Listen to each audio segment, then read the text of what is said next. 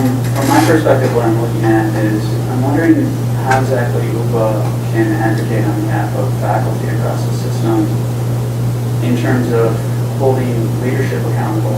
They're doing 360 evaluations, you're looking at golden parachutes. You know, the Wonder Blender that was brought up earlier, I mean, that's one of many missteps that the leadership is actually brought forward into the public arena, and that we've all suffered from.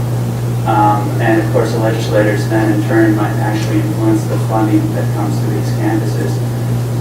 From my perspective, I don't feel it's certainly not the rank and file that are making these missteps, but the leadership, and I'm wondering how exactly we can exert some influence on being able to rein that in or deal with them. Yeah, this came up before at a couple of campuses. Right. And I mean, it's our very first one, which we got on at Maui College, it came up, and I think an important thing, it ties directly into what Ibrahim and Susan were saying earlier. It's the idea that the faculty need to be the face, the faculty and the students need to be the face of the university. It needs to not be the administrators. But the problem is, faculty students aren't going down to the ledge. It's only the administrators who go. So one of the things, for those of you who are my daughter Zoe, she's 7 now, and one of the things I try to teach her, or we're trying to teach her, is that if you make a choice, you don't get to complain. And so if you're complaining, you better be acting. And so if faculty are going to complain that we don't, and most of us do, that we don't like the image of the university and the legislature thanks to what the administrators are doing, well then get over to the ledge, get over to your representatives, to your state senators, and make a difference. And I mean, we have to take power. We got to take our job back, and we can't expect the administrators to fix this for us because they have a very different view of what our university needs to be. So we need to get involved. We're coming around to all the campuses. We're trying to improve communication between the membership at large and the union, and we're trying to get faculty more involved so that we can take back on positions.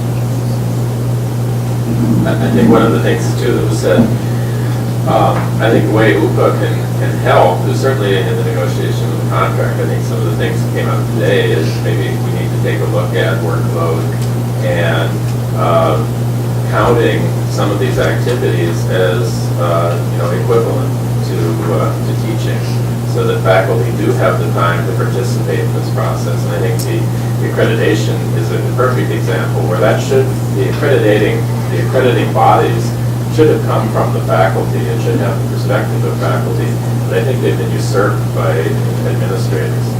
I saw that when I was chair of the All-Campus Council, faculty senate chairs, that Linda Johnsrud was our representative with WASC and was involved in all of these SLOs. And I'm thinking, well, why shouldn't it be somebody that's on the faculty that they could take time out from their regular job and participate in those things?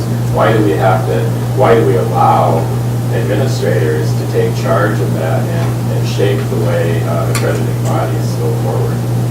And I think in the past, the faculty did have more of a role in these bodies, and then the bodies would come here and they'd tell the administration, the legislature, you need to change in order to allow the faculty to do their job. You need to have more tenured faculty on your campuses. We've got in Maui College, for example, there are departments that have no tenured or tenure-track faculty in the departments. That, to me, should be an accrediting issue, a major accrediting issue.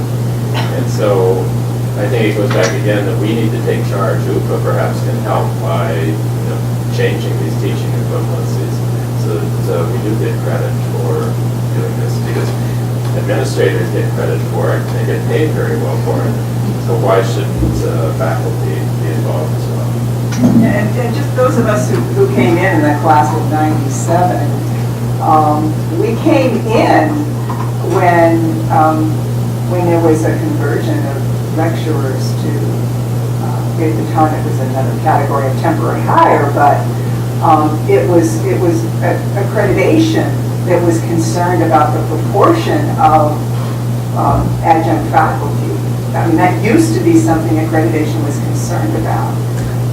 So I think getting ourselves involved and getting ourselves involved with organizations on the mainland outside, and you can't do it in isolation one by one. I mean, that's pick our battles, pick them carefully, and network with others. accomplished.